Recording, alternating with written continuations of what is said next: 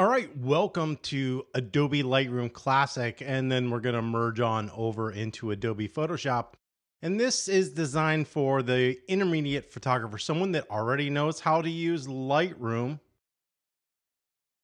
and somebody that knows how to use Photoshop. If you don't, I'm going to have a more basic version of this where I show you how to use Lightroom and then I show you how to use Photoshop doing the same process. But today we're going to assume that everybody knows how to use it. So what I'm going to be showing you is a photographic workflow from Lightroom, what I use there and why, and then what I do in Photoshop. And this is just for doing basic editing. We're not going to do all kinds of fancy stuff in Photoshop. This is just for basic editing of a photograph.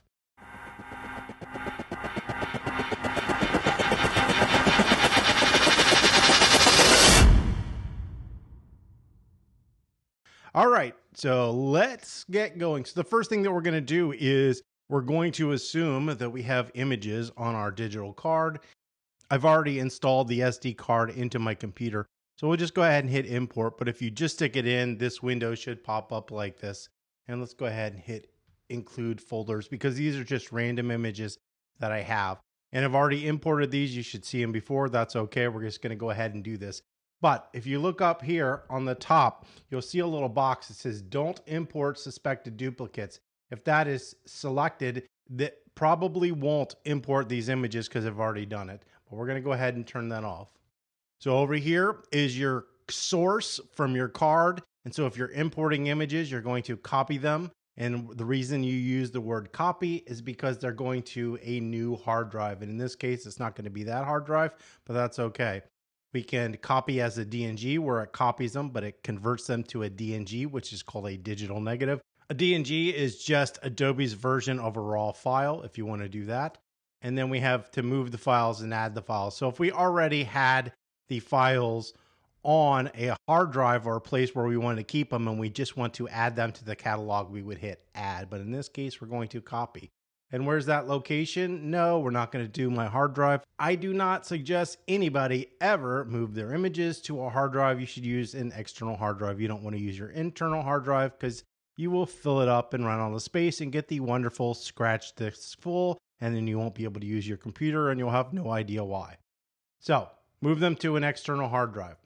So to do that, we'll choose one. So I'm going to choose this. This is my working SSD. So now it's going to the root of that location. Root means top level. Next thing that we're going to do is we're going to rename our files because usually these come with all kinds of weird names and numbers that don't mean anything. So I usually use custom name and sequence, as we can see here. Custom name and sequence. And then we're going to put something in, and then we will name these something that makes sense. And I'll just call these Lightroom because that's the program that we're in. And then it's going to name this one 1, 2, 3, 4, and so on. Down here, we have to import a metadata template. I do this for all my images. The metadata template, once again, adds information to the photos like copyright. You can have captions, search engine optimization info. That's where this can be added. If you don't know how to do it, feel free to watch one of my videos where I work on metadata. You can also add some keywords right here. And then where in the world do you want it to go? By default, this is right here by date. Don't do by date. It will create a whole bunch of different folders if you shot these on different days. I think it's a horrible way to go about it. So in this case, we're going to into one folder. That works the best, okay? So we're going to go into one folder. I'm going to click into subfolder. That's going to allow me to name it. So instead of just putting all the images in here, we want to put them into a folder. This into subfolder does this right here. And I usually do this by name and date. You really, really want that date. So today is August 2nd. So I will just put 8-2-1023. Do not use backslash or forward slash. It won't like it. So I'll do one real quick. You can see it turned everything red in this location. It does not like those. So you have to use either a dash or an underscore. And then I'll give these a name and we'll call these the same, usually Lightroom. All right, so we're ready to go. We're going to go ahead down here and hit import, and it's going to move these images to the new location.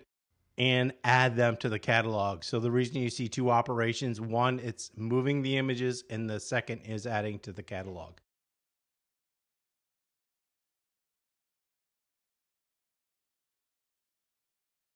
So we can get going. We've already done this. The next part is one of the key aspects of the program. This is called tagging or culling your images. And what I'm going to do here is normally when I have a whole bunch of images, now these are just ones I've downloaded, I don't want to use them all. If I have 700 photos, I'm only going to probably tone 10, maybe at the most. So what I want to do is go through my images and pick the ones that I like the most. So the first thing that I'll do is come down here. Notice that we are in this grid format, and we want to come over here into this single window. And what happens is whenever you click on an image down here, it shows on up there. So what I'm going to be doing is putting my right hand on the arrow key and my left hand on the number 1. And so what you will see is right here and probably somewhere up here, if I tap on the number 1, it gives that 1 star. So meaning that I like it. All right. If I hit 2, I get 2 stars. 3, I get 3 stars. 4, I get 4 stars. 5, I get 5 stars. Now, where am I getting that information from? So if we come up here to photo and we come down here to rating, you can see star, the number 1, 2 stars, the number 2, 3 stars, the number 3. We also have colors. Red is 6, yellow 7, green is 8, 9. 10 doesn't have a number or quick key, and none would just remove that if you had them. The way you remove stars is just hit 0 and it would remove that. In this case, if I hit 0, boom, it sets it to nothing. So what I'm going to do now is go through and let's say just randomly pick some images. So let's say I like this one. I'm just going to give it 1 stars. I'm not going to give it 5 stars because I like this one better. All I'm trying to do is isolate images. So we'll give this 1. We'll give that one 1. No. Oh, we'll give this one 1. And we'll give this one 1. That one we can work on. That one. That one. And that one. So I've given some of these 1 stars and some of them none. So to filter them or isolate just the ones that I gave a star to, I come over here to rated, and boom, just like that, all the images with the stars are shown. Now, if I give this one 5 stars, you can see I can change the filter over here to 5 stars, and it's only going to show 5 stars or more. And that's only that image. But if I go back to 1 star, it's going to show just the images that I have. If I want to go back, it's not actually deleting or hiding your images. So if we just go back to camera info, it's going to show all my images once again. So this process is called culling, and we are culling just the images that we want to use.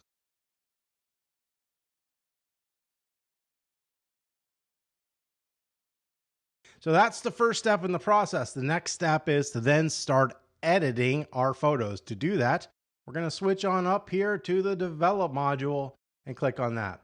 Now the develop module in Lightroom Classic and Adobe Camera Raw are the exact same program. So if you've used one, you should be able to use the other. They look a little bit different, but they are the exact same program. So up here is where most of the information lies that we're going to be using, right? So this little symbol that we see up here is just this basic edit menu, which brings up this information here. This is our crop tool. This is a way to heal or clone images. This is for red eye reduction, and this is for selections. I'm not going to click that right now because we're going to start right here.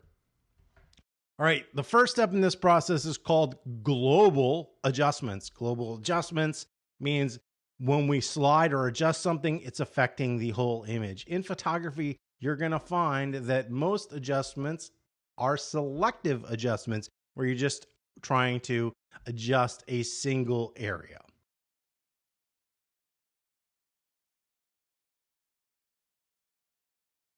So the first thing that we're going to do is we're always going to white balance or try to get the color more exact. If you do only one thing in Lightroom, use white balance. You cannot white balance as well in Photoshop. So you want to try to get your color as accurate as you can here, not inside of Photoshop.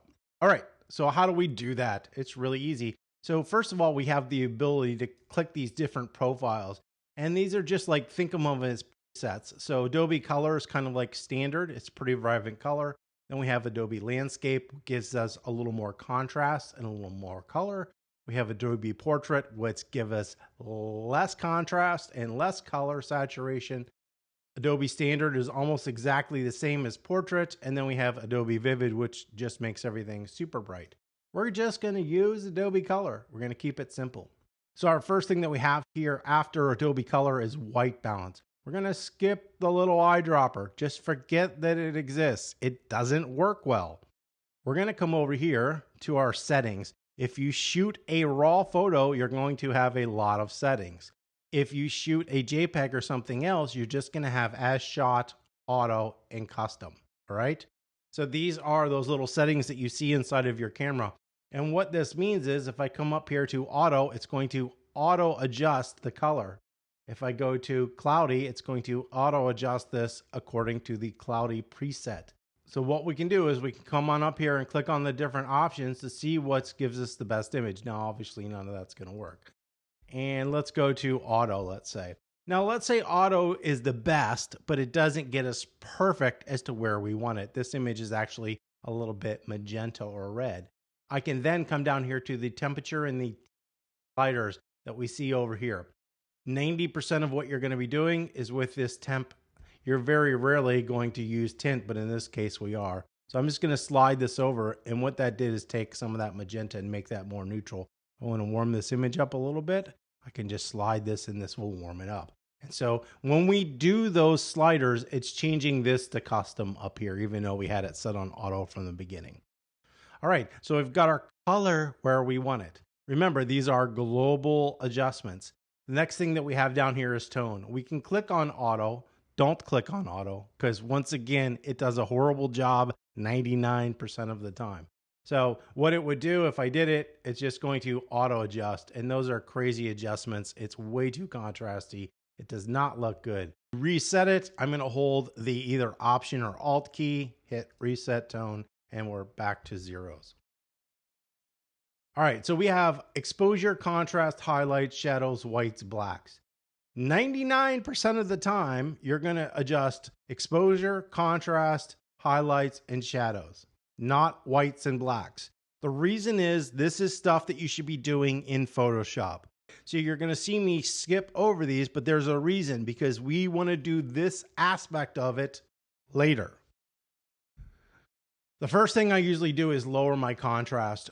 And yes, it makes the image flatter. It doesn't have a lot of pop, but it also makes the image easier to adjust. We can add that contrast back in the end, but it makes it easier to open up dense areas and bright areas, which are usually the problem inside of a photo. So we're going to lower the contrast. You will hear me say tone flat.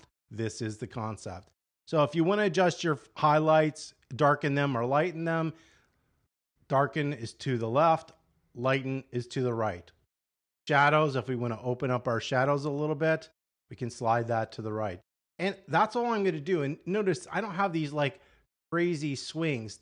They're not going to look good. If you have like one over here and one over here and one over here and one over here, you're doing something wrong. You should just be making minor adjustments as far as that goes.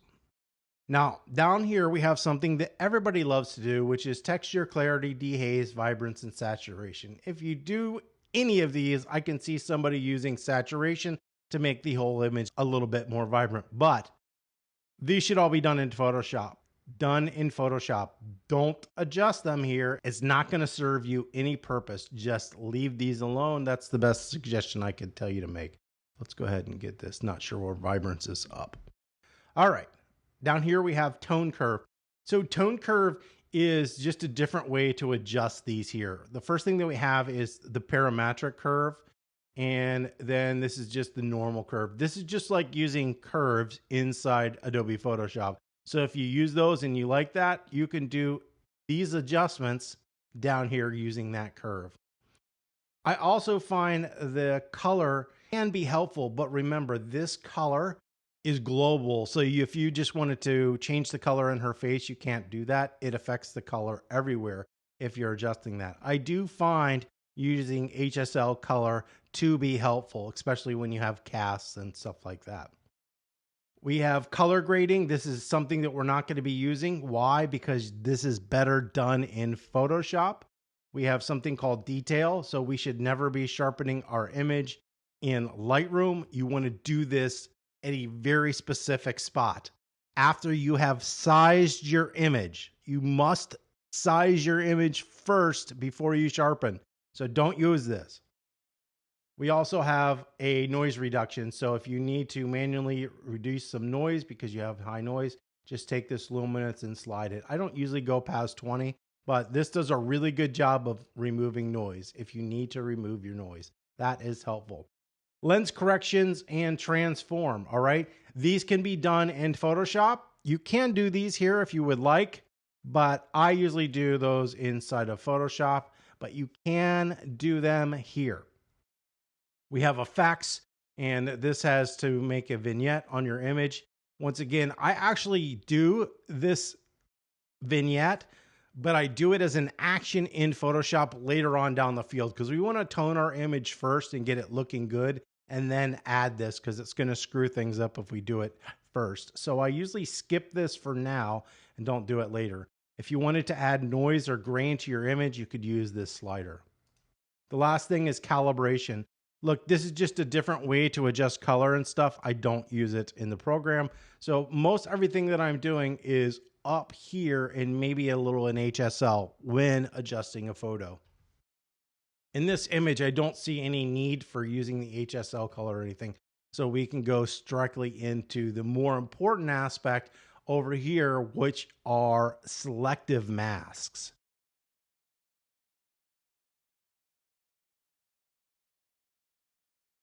And so if we click on this, it's going to give us these new options. So we can tell it to select the subject, the sky, the background, objects.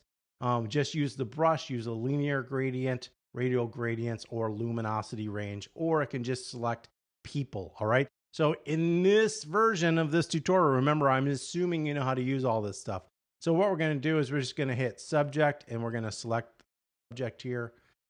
And yep, it did a pretty good job. Now, in this image, right up here in this kind of Asian hat, it's really bright. So I don't actually want to brighten that area. So I'm going to take that out. So I'm going to hit subtract and I'm going to use the brush, really make this small.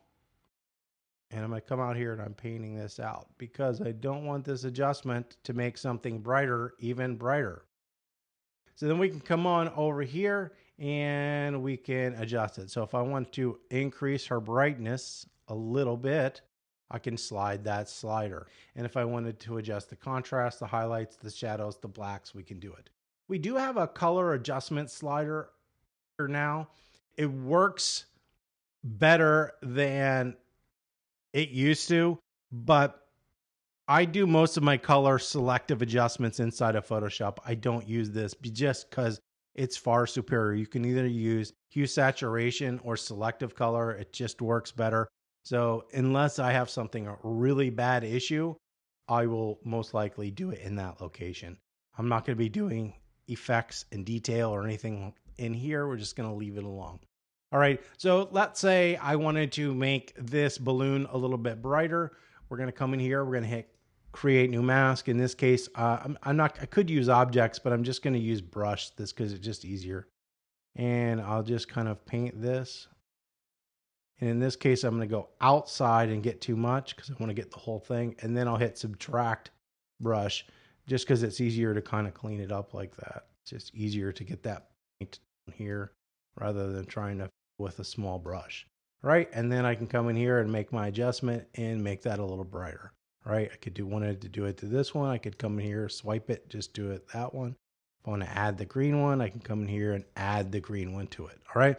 So we're making those selective adjustments. Most adjustments are selective inside a photo. So let's go on over here to this image. And so let's say I just wanted to brighten her. I could come in here and hit select subject once again. Notice it's picking this area, which is weird. I've never seen it do such a bad job. So let's hit subtract brush, make this brush huge. Let's paint out this because we don't want it. We just want it on the woman there in the background. All right, so it's just her. And then we come in here and we adjust just that make it pop and come out. All right. So those are selective adjustments. So let's go back to our original image, which is right here. And we've done everything basically that we want to do inside of this raw processing program. We're just trying to make our image look better. And then we're going to refine it inside of Adobe Photoshop.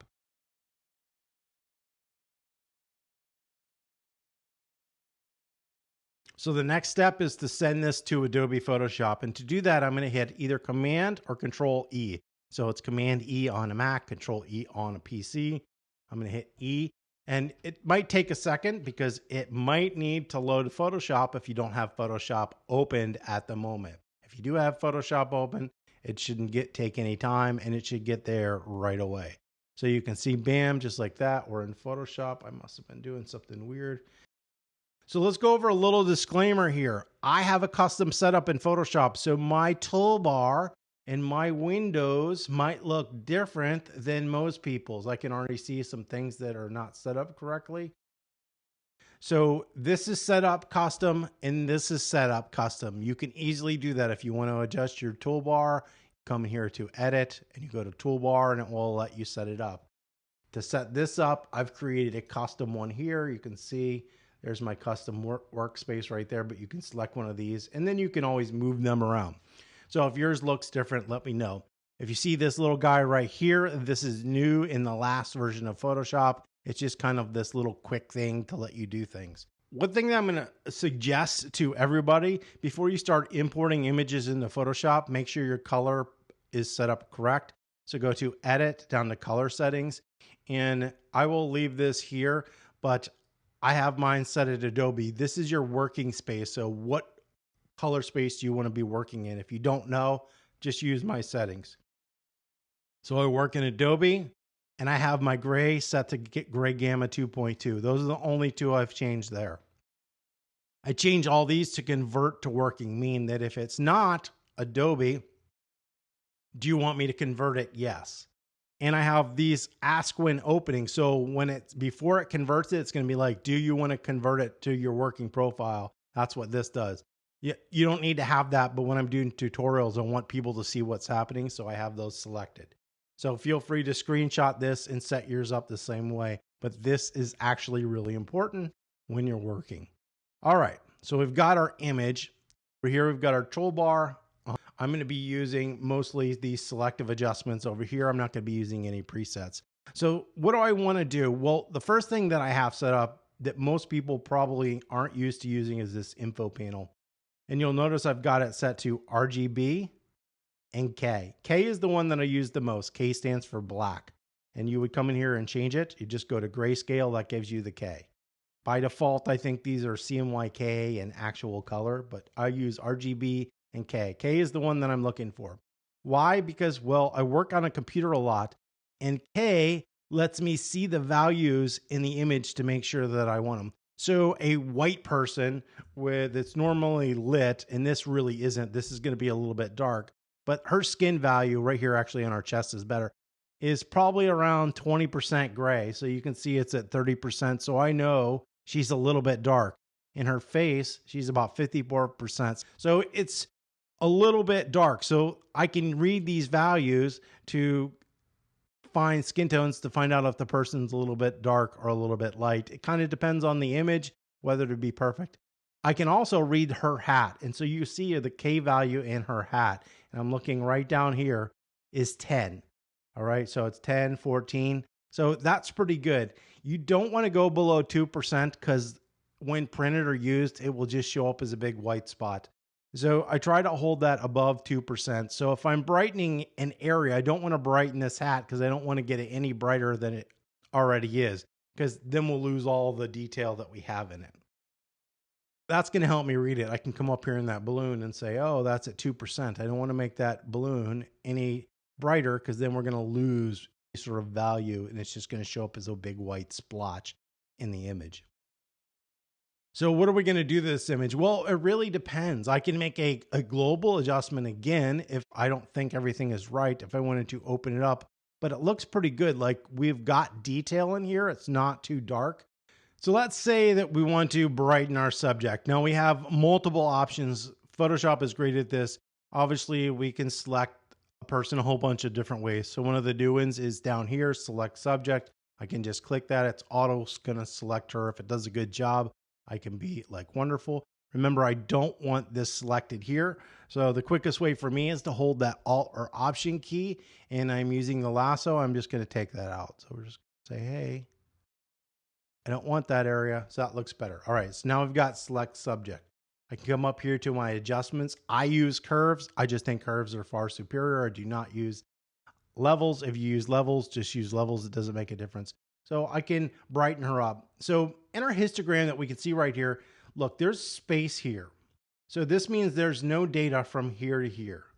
We're going to do what's called optimizing it. I'm going to slide this over to right where this line gets right before the first little dot right there. So that's usually optimizing your image, meaning we just want to slide this over, and then I'm going to brighten her up just a little bit. And then I can come in here with my marker and read that skin again. And notice that down here is what I'm looking at, that K value. It's saying I went from 36 to 27%. And what's her face?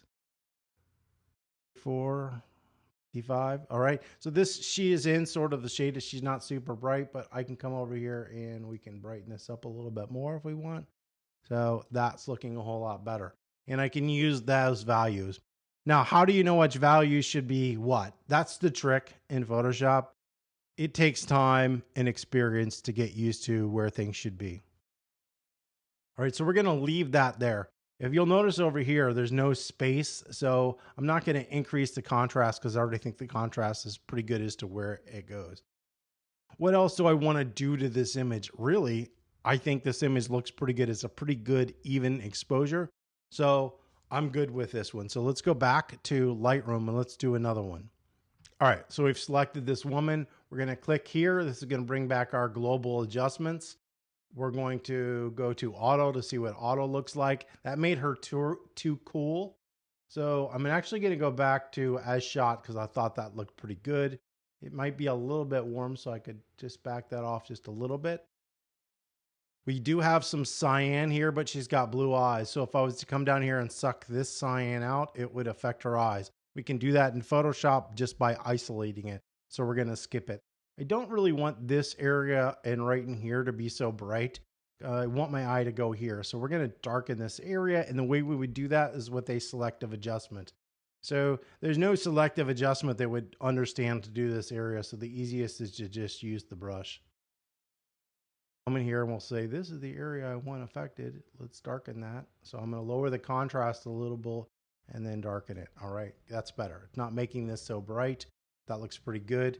If I want to open her face up a little bit, I can. I can once again hit new brush. Just use brush again, make this big. Brush over her face, which is a little dark. Brighten that up a teeny bit. Open up the shadows a little bit. Face is a little bit reddish. Could come in here and try to adjust it, but truthfully, it's better in Photoshop. So we're going to take this image, Command E, send that over to Photoshop, and boom, we can start working on this. So remember, this happens all the time. We're getting a different light balance color in the background. So we've got this like cyan weird color in the background. So what we can do is come over here to this adjustment layer right here. And what I'm going to do, and I actually have a quick key for this, is I'm going to suck about 75% of the cyan and the blue out of this image. You can see this looks way better. But right now it's being applied to the whole photo. I don't want that. So I'm going to hit Command I, which will invert this mask to black. And then I'm just going to simply take a brush and say, hey, this is the area I want. So I've got the color white. White is applying it. And then we're going to come in here. This doesn't matter if I get it because there's no cyan or blue there. We're just going to apply it. So you can see we've used this mask to identify this area and get rid of that. So this is that change that we've done there. If you like it blue, leave it. There's no reason. You can also see this shirt she's wearing is a little bit super saturated in sort of color as well. We can come in here and fix that. If you want it super saturated like that, you can leave it. If you wanted to remove it, you could once again just make another adjustment. We're just gonna go back a little bit. into, I think, the cyan. If you want to see a color, just take it all the way to the right. So it's no cyan. It's actually going to be blue then. So let's go to blue. Yeah, there's that color. So we're just going to suck some of that blue out, make that a little bit more neutral.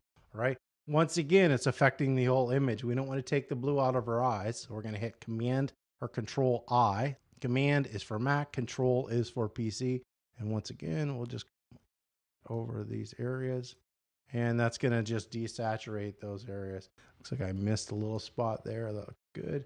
So we can show you what that looked like before and after. It depends how you want it to look. So we've got a oversaturation of yellow in here. If we want to work on the oversaturated yellow, we'll just make another hue saturation. We'll say, hey, the color we want to work on is yellow. And so I can select some of this out. Still a little red back there. So I'm actually shift it to yellow. So now we've desaturated that yellow a little bit, but I don't want it everywhere. I just want it in this background once again. So Command I, and then we're going to come in here with white and we're going to say, hey, this is the area that we don't want all that crazy yellow. I actually don't want it in our hand as much either. And boom, just like that, we've adjusted that. Now I think our face is a little bit red. So let's go ahead and fix that. So we'll make another hue saturation. I'm looking just at her face. The bad color is red. So let's adjust that. So I'm going to shift that towards yellow a little. That looks a whole lot better.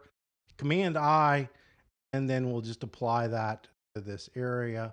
It won't affect any place else. Last thing that we have is we have some imperfections on our face. Let's go ahead and fix those. The smartest way to do any sort of cloning is to always make a new layer. Because if you screw it up, you can just delete the layer or fix the layer. The trick with doing it, and we'll just start with the spot healing brush, is to make sure sample all layers is selected. If you don't have this selected, it's just going to sample a blank layer and nothing will happen. So sample all layers. Let's go ahead and zoom into her face a little bit. And this is something easy to do. You just paint an area and it's going to be gone. Look, if something doesn't work right, hit Command Z and undo it. But usually for simple things like this is going to work pretty good. So we do have other options as far as cloning. If you don't know what those are, so watch videos on cloning and that will help you out. So we'll just kind of go through here. Obviously, you don't have to do this with every image. We've just got this image, which is a portrait. So if we do want to clean up the subject, we can do it. So let's say that looks good. I'm going to hit Command 0, which will just bring this back to filling this frame. All right. So let's say the last thing we want to do is check her face. So 70%. So that's good. Usually between 15 and 20% for someone of this skin color. That looks pretty good. I know it's not pretty dark. We're great.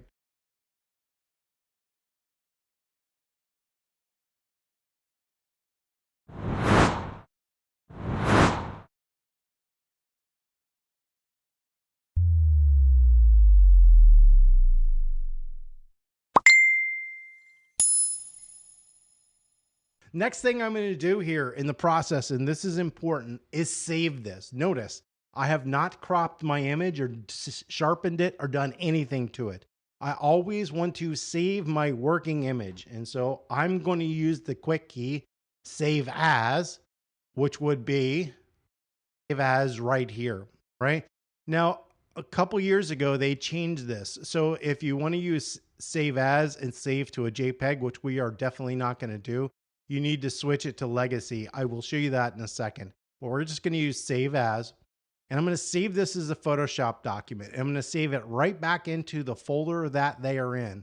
I'll know that this is my working file because I use PSD. But if you wanted to, you could create a folder and call these working or toned or whatever you wanted. Hit create. We'll save it into there and hit save. Okay. The reason for this is a lot of times output varies. So somebody might want a 11 by 14 and then they want a 8 by 10 and then they want it for the web. All those need to be tackled independently or differently because the way you sharpen each one of those is going to vary. So if you need to go back and do something, it's always good to have your saved image art that you've already toned, unedited, uncropped, unsharpened, ready to go. All right. Now, let's say I want to send this out for a print, and we're going to save this as a 5x7 image because that's what this person wants it saved as. So we're going to go over to our crop tool and notice, oh, we've got 5x7 up already. Notice the ratio is a little bit different. So we're going to lose some of this area. So in this case, because I'm going to lose some of the image, I'm going to slide this over because I'd rather have this than lose this. So that looks pretty good. I'm going to go ahead and hit return. Now, that does not make this a 5x7 image. It makes it a 5x7 ratio, which is different. How do I know? I can go up to image size, and look, 13 inches by 9 inches. That's the same ratio as 5x7, but it's not been sized. So to size it, I can do it one of two ways. I can come down here and hit 7. That's going to automatically change it. We want our resolution at 300 to print. And then we can hit OK. And you can see it resize the image. Now it's 5x7. The other way to do this, and I'm going to go back twice, is when you go into the crop tool, instead of using the ratios that we see here, we can use this WH times resolution. And so what we can do here is we've got this already set up. So it's 5x7 at 300 pixels. Now, a couple of things. You must have a space IN when you're doing this. Otherwise, it's going to size it as pixels. Space IN and then 300 pixels per inch for printing. If you're doing this for web, it's going to differ. So don't use that. This is just for printing. In this case, the ratio is wrong. So I'll hit these flippy flop arrows right here. It flips this. I can slide this over how I wanted it. And now when I hit return, it's doing two things. It's changing the ratio and it changed the size of the image. It looks like I didn't crop it so hot. So let's do it again. We're good there. So now if we go to image size, you'll see that it's 5x7. So it's doing the ratio and sizing it at the same time.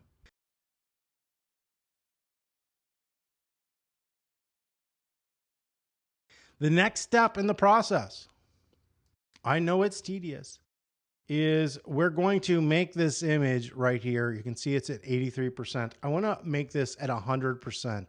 Now, look, on my computer, it's a high resolution. This is how big my image is at 100%. Some other computers, this might be way bigger. So we're trying to make our image 100%. The reason is when you sharpen your photo, you need to be at 100%. All right. Now, if you worked in layers and you're going to sharpen your image, you can't sharpen it here, here, here, here, here. It needs to be on layer 0. All right. It might be easier to just go layer, flatten image to make it one image at this point, because then you can just sharpen it and you're not going to save those layers in a JPEG anyways. So let's go ahead and sharpen our image. We're at 100%. We're going to go filter, sharpen, and look, I still use unsharp mask. I think it's the best. You can use smart sharpen. You can use one of the other fancy high frequency sharpening methods. It doesn't matter. In this case, I'm going to use unsharp mask. I think it works the best. It's just the hardest to understand. If you don't know what unsharp mask does, I have a video on doing it. All right. So the trick here is depending on the size of your image is going to be how much you're going to do. So if you're doing a web image, I usually hit like 20 or 25%. So 40% looks good on this 5x7 image. 8x10, I might do 50%. Always do a radius of 1, and thresholds is what I have set for this. Usually I have thresholds at 2 or 3. And what that's looking is a strong contrast difference, because actually you don't want to sharpen the skin tone. You want to sharpen the line right here between the lips and the skin. That's what gives that pop. Sharpening isn't actually sharpening. It's just increasing edge contrast. So this looks pretty good here. I think in this image, I'll probably move it to 3.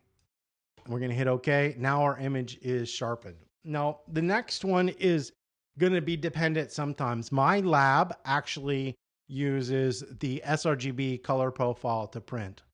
But when I print on like an Epson or a Canon pigment printer, I use Adobe. Right now I'm on Adobe. So I'm going to need to convert this. If you do need to convert a color profile, you go to Edit, Convert to Profile, and you'll notice right here, our source space, what I've been using is Adobe, but I want to go to sRGB. So I'm just going to hit OK. Look, you won't see any difference, but it's in sRGB. I'll show you how you can see. Earlier, I told you if you want to save as a JPEG, they changed it. So really now your best bet is to go save as a copy. That will always let you save as a JPEG. If you do want to change save as back to the old legacy way, so it will allow you to save as, you can go up here to Photoshop, settings, and you want to go to file handling. And you'll see right here, it says enable legacy save as. Just select that. And then it will allow you to save as a JPEG.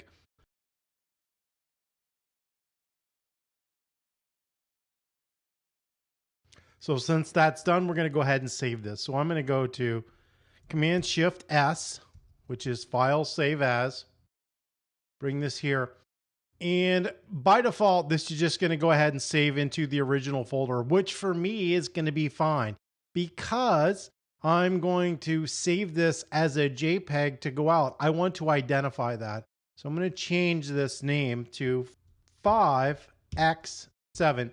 And what this is saying is, hey, I've saved this as a 5x7 image. So if I come back from years later, I know that this is size for 5x7. Because whenever I do 5x7, that is signifying to my brain that it's print. However, if you do want to create a folder that has 4 images for print, you can just create a new folder. Inside that folder, hit create, and then we can save that there. So either way is going to work. I'll show you here in a second another way to look at it. But we're going to go ahead and hit save. You always want to use baseline standard. I'm going to do maximum of 12 and we're good to go. And so that's saving for print.